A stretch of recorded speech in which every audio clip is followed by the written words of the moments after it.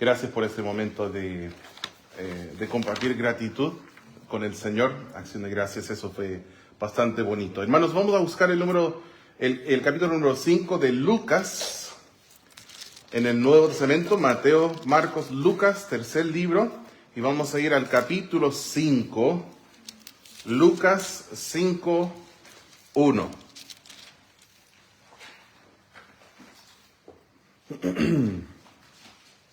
Lucas capítulo 5 y el versículo 1 siempre es de mucha edificación, andar trayendo Biblia a la casa de Dios, abrir, seguir la lectura, la enseñanza. Se acuerda de mucho más, se adquiere bastante más si uno escucha, y cuanto más también si uno escucha y toma apuntes, si quieres marcar tu Biblia, pero más importante que eso es que la Biblia te marque a ti. Y que nosotros pongamos mucha atención, que su palabra pueda tomar raíz y fructificar.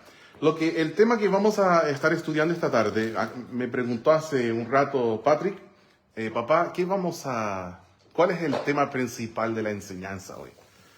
Y le dije, no sé, hijo, Dios todavía no me lo ha revelado. Estaba bromeando, ¿cierto? Aunque algunos pastores hacen eso. Una vez fui a un culto en Guatemala y estuvimos cantando.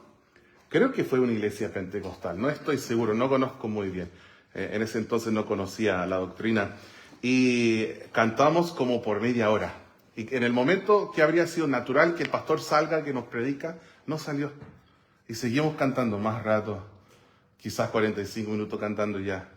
Y dijeron, el pastor todavía no ha podido salir porque Dios todavía no le ha dado un mensaje. Dije, ¿y por qué no estudió esa semana? Y estuvimos ahí esperando y cantando mucho rato, no sé, en mi mente fue hace bastante años, pero quizás 2 horas. Y finalmente nos despidieron y nunca predicó el pastor. Pero para que sepan, me pongo a estudiar por lo menos 5 horas para los sermones. Entonces fue un chiste que no sabía cuál era el tema principal. Esta tarde lo que vamos a estudiar juntos, hermanos, es acerca de la obediencia aún cuando no tiene sentido. La obediencia aun cuando no tiene sentido. Estamos en Lucas capítulo 5, versículos 1 al 11. Dice así: Aconteció que estando Jesús junto al lago de Genezaret, el gentío se agolpaba sobre él para oír la palabra de Dios.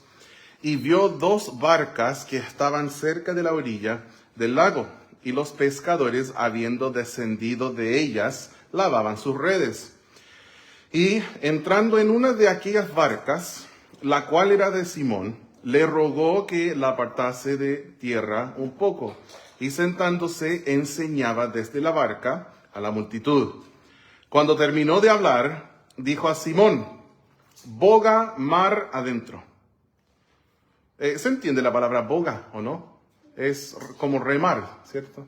Entonces le dijo, métanse más adentro. Dice, y echad vuestras redes para pescar. Respondiendo Simón le dijo, maestro, toda la noche hemos estado trabajando y nada hemos pescado. Mas en tu palabra echaré la red. Interesante que Jesús le dijo que echara las redes. Pero dijo, echaré la red, singular. Y los que conocen la historia, disculpen el spoiler, una red no fue suficiente. Pero si le habrían hecho caso, quizás ahí sí habría sido suficiente. Y habiéndolo hecho, encerraron gran cantidad de peces. Y su red se rompía, red singular. Entonces hicieron señas a los compañeros que estaban en la otra barca, para que viniesen a ayudarles. Y vinieron, y llenaron ambas barcas, de tal manera que se hundían. Viendo esto, Simón Pedro cayó de rodillas ante Jesús, diciendo, apártate de mí, Señor, porque soy hombre pecador. Porque por la pesca que habían hecho, el temor se había apoderado de él, y de todos los que estaban con él. Y asimismo de Jacobo y Juan, hijos de Zebedeo, que eran compañeros de Simón. Pero Jesús dijo a Simón, no temas, desde ahora serás pescador de hombres. Y cuando trajeron a tierra las barcas, dejándolo todo, le siguieron. Oren conmigo, hermanos. Padre, gracias por tu palabra. Nosotros necesitamos tu palabra todos los días, todo el día. Pero también tenemos este tiempo como iglesia apartado para juntarnos y escuchar de parte del púlpito y tener una comida, un alimento espiritual para nuestra alma. Y te doy gracias por ese tiempo, Señor, que es más allá de nuestros devocionales personales, es más allá de nuestra memorización de las Escrituras a solas o con la familia, es más allá de nuestra meditación en lo que dice la Biblia. Es un tiempo para reunirnos y juntos escuchar y recibir esta comida con gratitud. Y te pido, Señor, que tú puedas hablarnos y que sea claro tu mensaje. En el nombre de Jesús te lo pido. Amén. Pedro ya conocía el mar, ¿cierto? Era un pescador. Él conocía el mar, conocía los vientos, conocía las redes, conocía los horarios. El lunes fui a Pollux y con un amigo íbamos a pescar. Y él dijo, ¿quieres cazar morillas ahora y después comer y luego pescar? ¿O quieres salir a pescar primero, después morillas, después comer? ¿En qué orden lo quieres? Y yo le dije, pues, las morillas van a estar ahí siempre. Pero ¿cuál es la hora del pique? ¿Cuándo están picando las truchas? Y me dijo, ¿a qué hora se oscurece? 8:30. Entre como las 7 y las 8:30, ahí van a estar picando. Así que era el horario específico que los peces eran fáciles de pescar. Incluso Abigail pescó. ¿Ustedes han leído en Génesis 1 cuando habla de los monstruos marinos? Sí, Abigail pescó 2 monstruos que eran como, yo creo que habrá sido como 1,5 kilos quizás, pero era grande una trucha así, más grande que sartenero. Bonitas las truchas que pescó. Y Pedro conocía los horarios. Él conocía dónde pescar, cuándo pescar, cómo pescar y con qué cosas. Y su experiencia le decía que no había nada más que hacer. Pues habían pescado, ¿cierto? Toda la noche y no salió nada. Era igual como cuando sale a pescar Juan, ¿cierto? No pescaron nada. Así que quizás un resfrío, pero truchas no sé. No, es una broma, el hermano Juan. Yo le tengo envidia porque es mucho mejor pescador que uno. Pero saben que Cristo le dijo que intentara una vez más. Sí.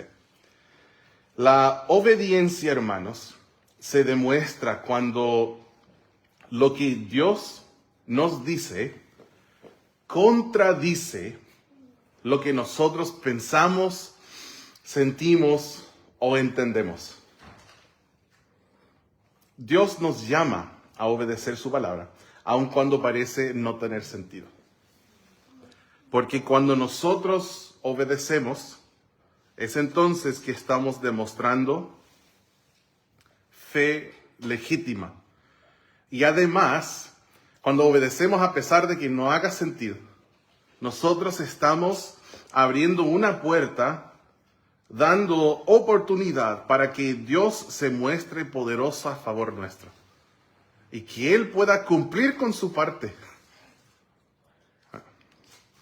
Así que, miren conmigo, una vez más, vamos a leer el 1 al 5. Dice, aconteció que estando Jesús junto al lago de Genesaret, toda esa gente vino encima de él, que el gentío se agolpaba sobre él para oír la palabra de Dios. Y vio 2 barcas que estaban cerca de la orilla del lago, y los pescadores, habiendo descendido de ellas, lavaban sus redes.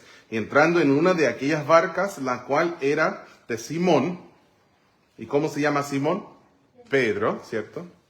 Le rogó que la apartase de tierra un poco, y sentándose enseñaba desde la barca a la multitud. Qué sabio es el Señor, ¿no? Que Él un día, hace miles de años, Él creó ese lago y lo diseñó de tal manera que dijo que aquí algún día voy a estar enseñando a la gente y va a haber multitudes. Entonces no alcanzaré a hablarles a todos, por lo cual voy a subirme a un bote y vamos a salir un poquito y se va a convertir en, ¿está bien dicho? Anfiteatro. Anfiteatro, ¿sí?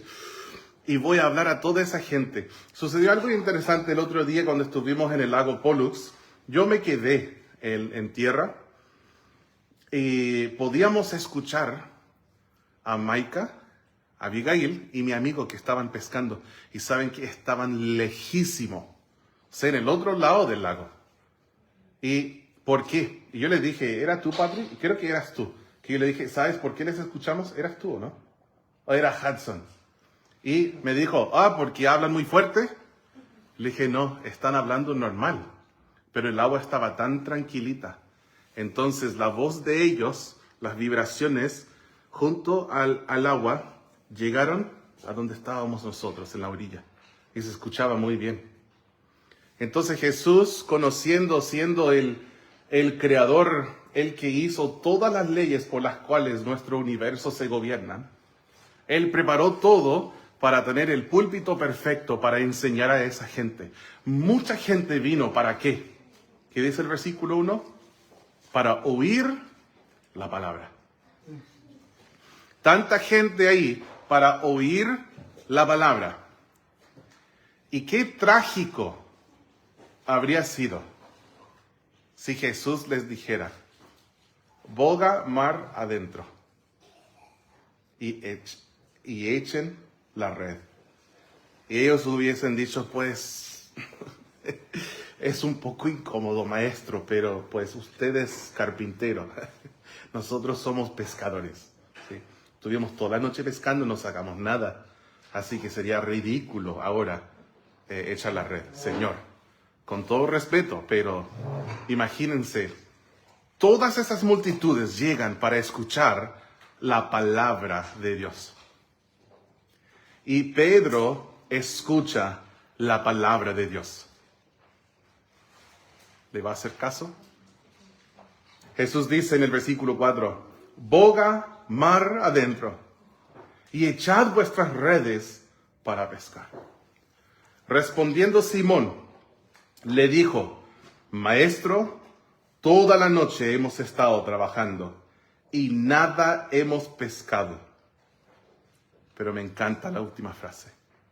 No tiene sentido lo que estás diciendo, Señor. Mas en tu palabra echaré la red. Habiendo trabajado toda la noche y sin resultado, humanamente hablando, no tenía sentido volver al agua. No tenía sentido echar la red otra vez.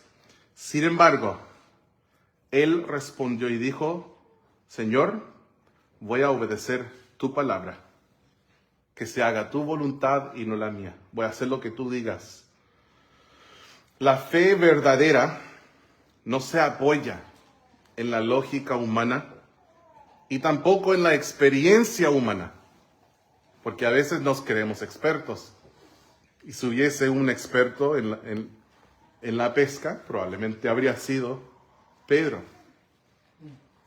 Pero nosotros apoyamos nuestra fe en la palabra de Dios.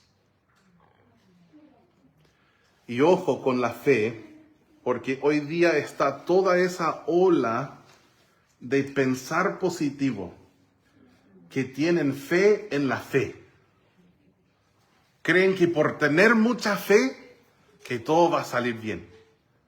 Pero miren, que la fe de Pedro aquí está arraigada en la palabra de Jesús. No es que Pedro haya dicho, no pescamos nada, toda la noche pescando y no salió nada. Pero yo tengo toda la fe que iba a salir algo, así que tiremos una vez más. ¿Por qué? Porque lo estoy haciendo con fe. No. Jesús dijo, hazlo. Y él dijo, yo creo, Señor, voy a obedecerte por tu palabra, lo que tú dices. Y lo hizo.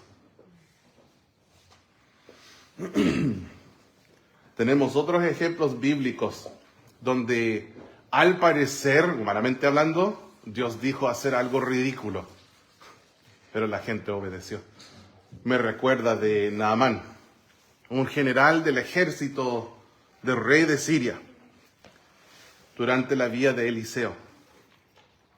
Y él tuvo que obedecer a un mandato que parecía sin lógica: bañarse 7 veces en el río Jordán. Pero cuando él se humilló y cuando obedeció, vino entonces la sanidad en su vida. El Señor hizo un milagro. Así que la obediencia aquí está probada. Y cuando la palabra contradice la experiencia, la sabiduría humana, hay que simplemente tener fe y obedecer. También la obediencia tiene que ser perseverante. Cuando la palabra de Dios exige repetir sin ver fruto o resultados. En el versículo 6 dice: y habiéndolo hecho, encerraron gran cantidad de veces, y su red se rompía. No hay en el texto un registro que Pedro haya discutido diciéndole: Señor, ¿pero por qué? Por lo que se ve en el texto, él simplemente obedeció y lanzó la red. Dios a menudo nos pide persistir en obedecer, incluso cuando nosotros todavía no vemos nada. Eso se puede aplicar en muchas cosas.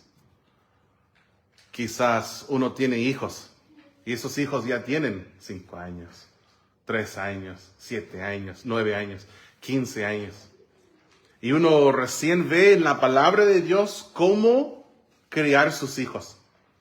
Ya son más o menos grandes. Pero uno dice: voy a empezar a obedecer lo que dice la Biblia. Va a doler. Me va a doler a mí, les va a doler a ellos. Va a ser difícil. Pero vamos a hacer el intento. Así que un día tú empiezas a aplicar sabiduría bíblica en la crianza de los hijos. Pregunta: ¿ahí cambia todo mágicamente? ¿En un instante? No. No va a haber fruto inmediato. No va a haber. Pero si tú sigues obedeciendo, aun cuando, humanamente hablando, dices: no hay fruto, no hay resultado, ¿por qué voy a hacer esto si es más difícil? Pero tú dices: voy a obedecer. Señor, más a tu palabra echaré la red. Y tú sigues criando bíblicamente. Vas a ver que de pronto pasan meses y hay cambios, pequeños cambios. Pasan años y de pronto la gente te mira y te dice: qué suerte tienes tener hijos así. No es suerte, es Biblia. Tú obedeces la palabra de Dios y hay fruto. Mucho más de lo que tú jamás quizás hayas imaginado. Recuerda lo que el Señor dice en Gálatas 6:9. No nos cansemos, pues, de hacer bien, porque a su tiempo segaremos si no desmayamos. Yo no sé quién necesita escucharlo hoy, pero ¿estás haciendo algo para el Señor? Obedeciendo su palabra, y estás a punto de desanimarte porque no estás viendo el fruto que quieres ver. Estás a punto de tirar la toalla. No lo hagas.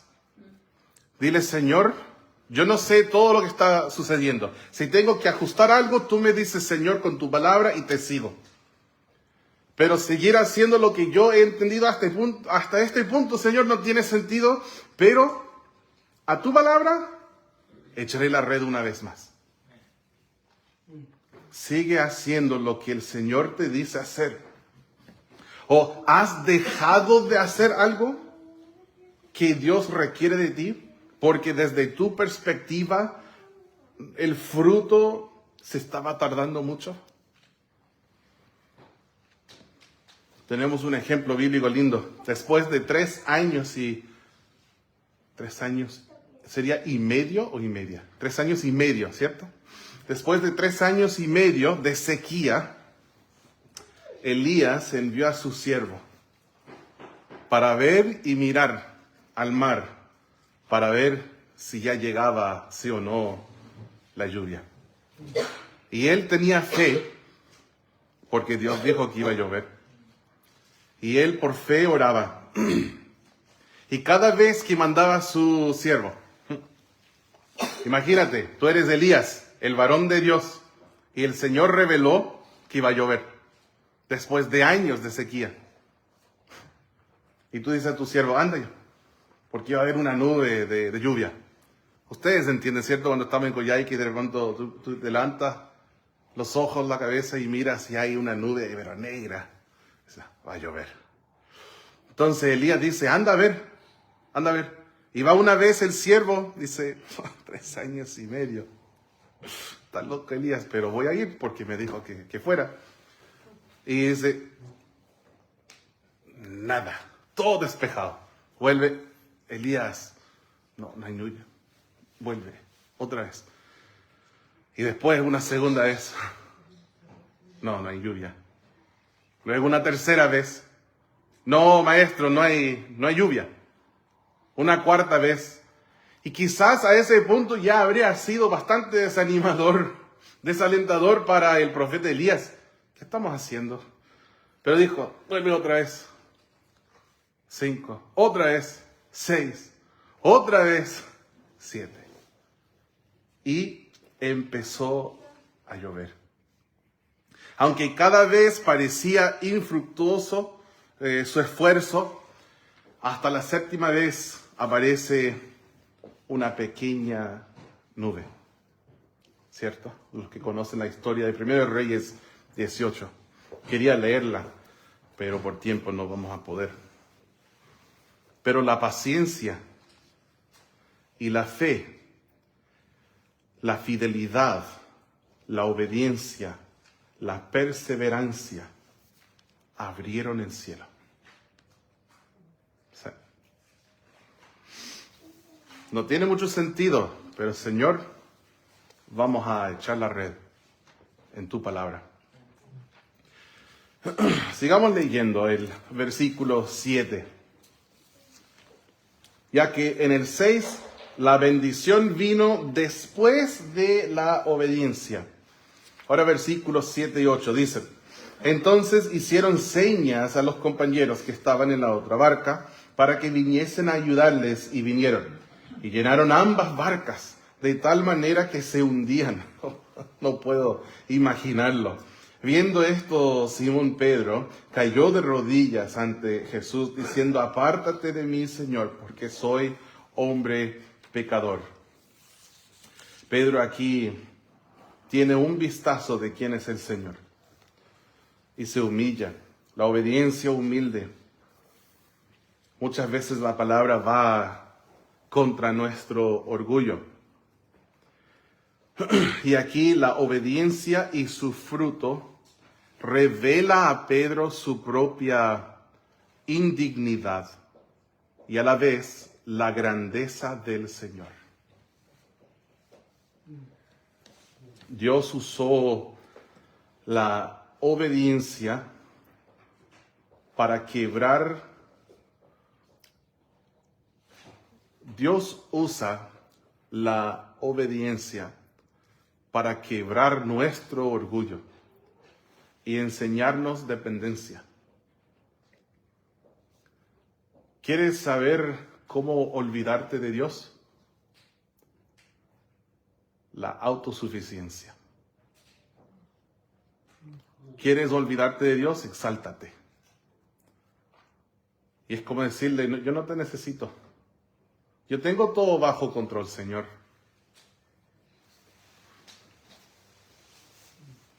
Estuve meditando un poquito esta tarde. Cómo cuando nosotros pasamos por las cosas más difíciles, estamos en medio de la tormenta y uno está desorientado, no sabe qué pasa, siente que va a estar hasta que muera en esta tormenta, esta prueba, esta tribulación. Pero de alguna manera el Señor nos sostiene y salimos adelante.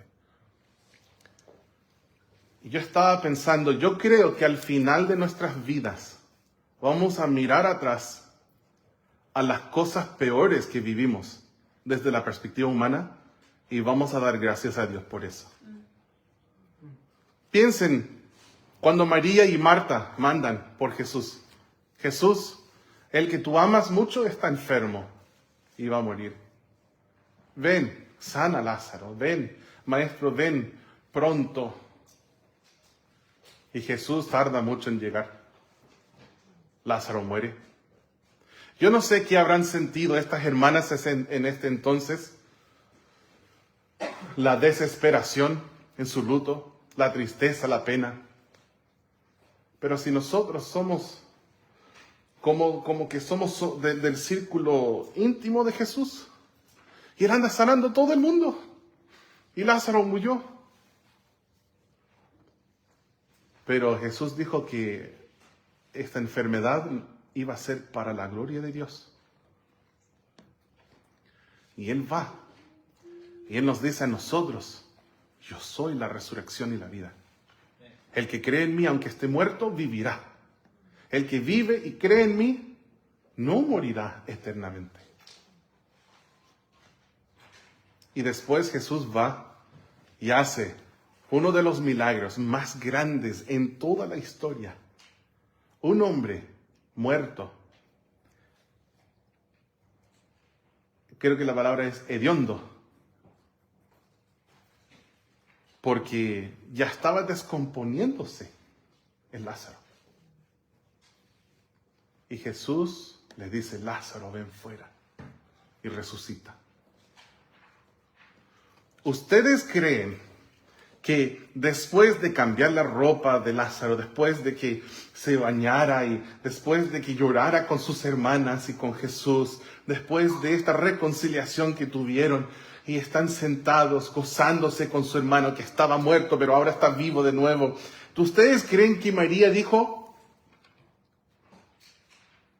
ojalá Jesús hubiera llegado a tiempo para sanarlo?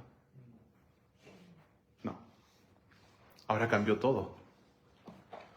Porque Jesús hizo algo en medio de esa tormenta que ellas jamás imaginaron que era posible. Y a veces nosotros andamos perdidos en un bosque.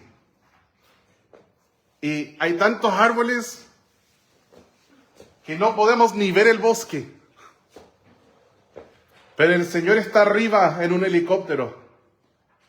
Y dice, mi hijo, Él va a salir por aquí.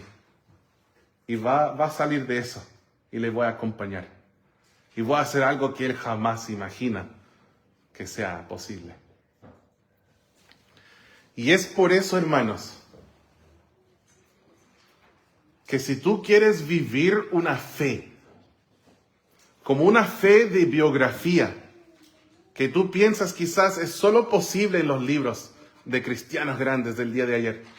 Si tú quieres vivir una fe así, vas a tener que soltar las riendas de tu vida y en los momentos más difíciles, incluso confusos, decir, Señor, mas en tu palabra echaré la red. Y hasta entonces, es probable que tu cristianismo va a ser un cristianismo mediocre. El Señor quiere que nosotros obedezcamos, aun cuando no tiene sentido. Y nos humilla. Nos ayuda a ver quiénes somos nosotros y nos ayuda a ver quién es Dios. Naamán tuvo que humillarse antes de ser limpiado.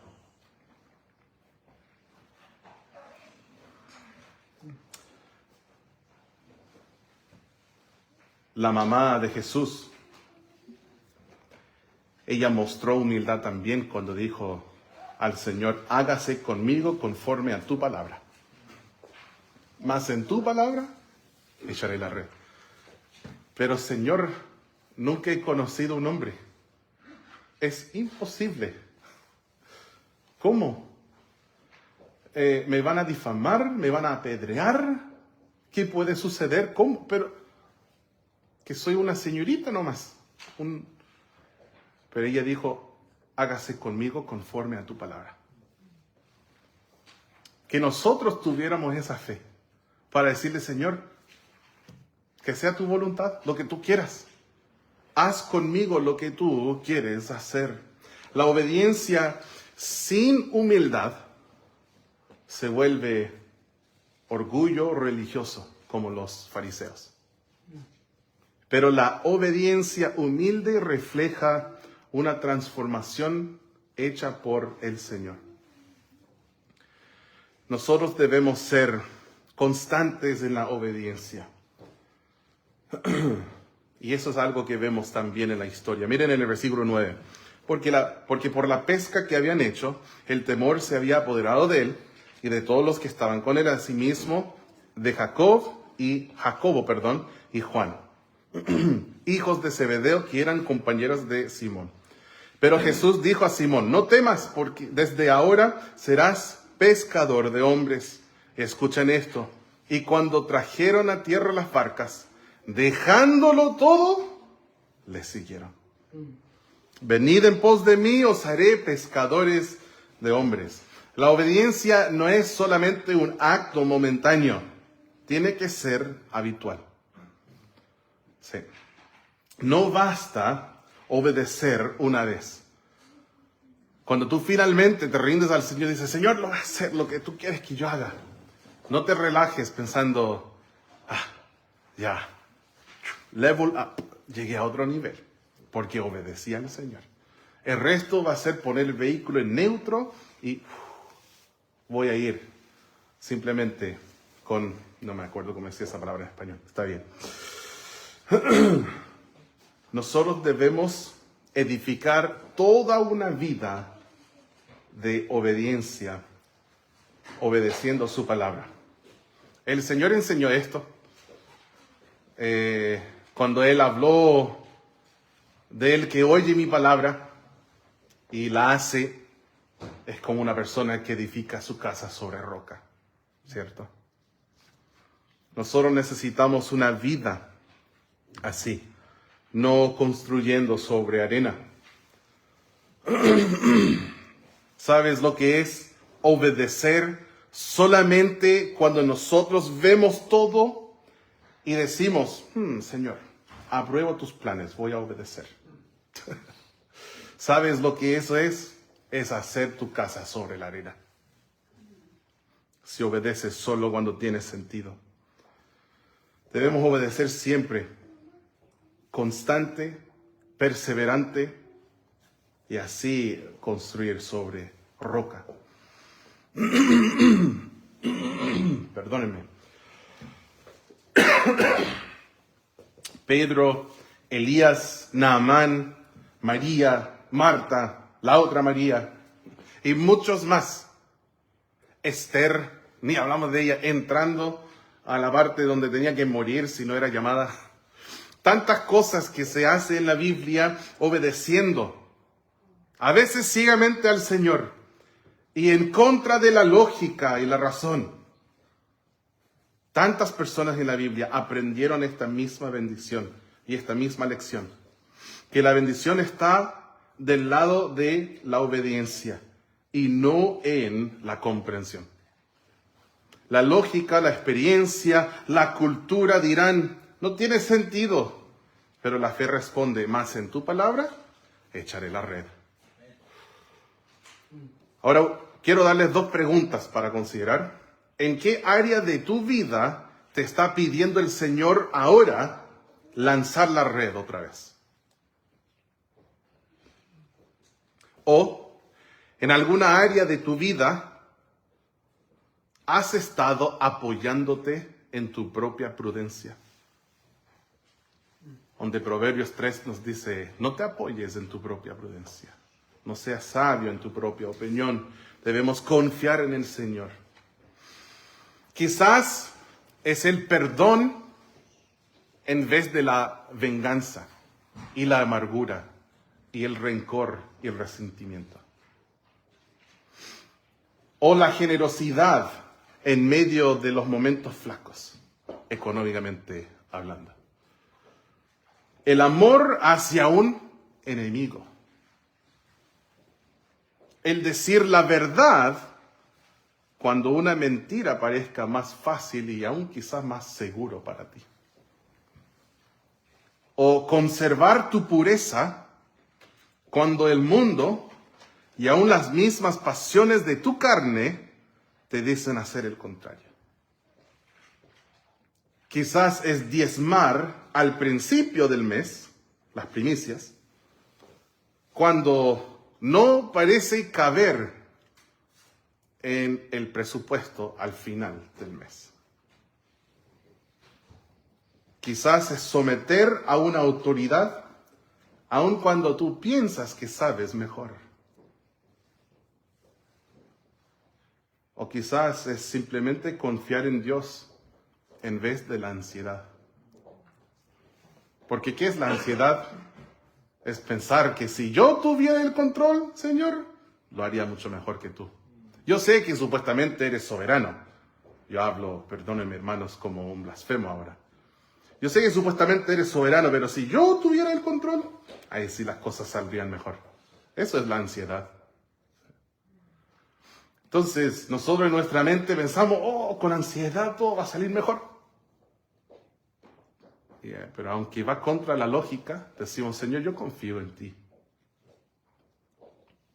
O quizás regocijarte en medio de las pruebas. María y Marta se regocijaron después, cuando Lázaro fue resucitado. Pero ¿qué tal, hermanos, si nosotros pudiésemos, en medio de la tormenta, tenerla por sumo gozo, como el Señor dice? En vez de decirlo en décadas más, mirando atrás, no lo sabía en el momento, pero eso era para bien. Es verdad lo que dice Romanos 8:28. Todas las cosas ayudan para bien a los que aman a Dios, que son llamados. Voy a terminar con esto. La obediencia que parece sin sentido es la que muchas veces abre la puerta al milagro. Tienes que confiar en el Señor sin temer a las consecuencias. Y con esto vamos a concluir, esperando que sea para la edificación.